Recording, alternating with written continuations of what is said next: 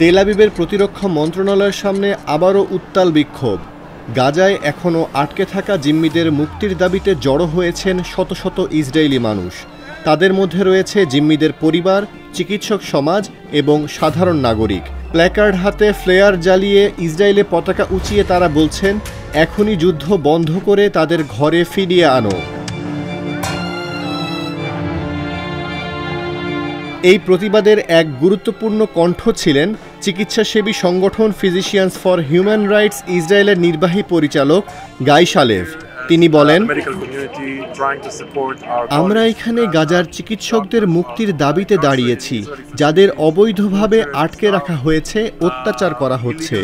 Doctor Husam Abu সাফিয়ার মুক্তি চাই। অন্যদিকে এক মুক্তিপ্রাপ্ত জিম্মির চাচাতো বোন ইফাত কাদরন আরও তীব্র ভাষায় সরকারের সমালোচনা করেন। তিনি বলেন, আজ আবার একটি ভিডিও এসেছে হামাস থেকে, আরও একবার জীবনের চিহ্ন। তারা বাঁচার জন্য কাঁদছে। এতদিন সবাই মুক্ত হওয়ার কথা ছিল, কিন্তু আমাদের রয়েছে একজন ব্যর্থ নেতা, নেতানিয়াহু, যিনি যুদ্ধ চালিয়ে যাচ্ছেন। সামরিক চাপ জিম্মিদের ফেরায় না, তাদের মেরে ফেলে। আলোচনাই একমাত্র পথ।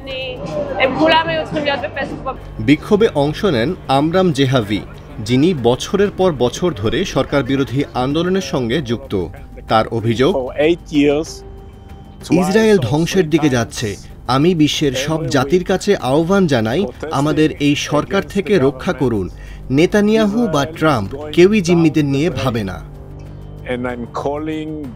এখনও গাজায় অন্তত 58 জন জিম্মি অবস্থান করছে, যাদের মধ্যে অনেকেই হয়তো জীবিত নেই। এই আন্দোলন ইসরায়েলি সমাজের এক গভীর সংকটের প্রতিচ্ছবি, যেখানে যুদ্ধ নাকি মানবতা, এই দ্বন্দ্বে প্রতিদিনই বাড়ছে উত্তেজনা।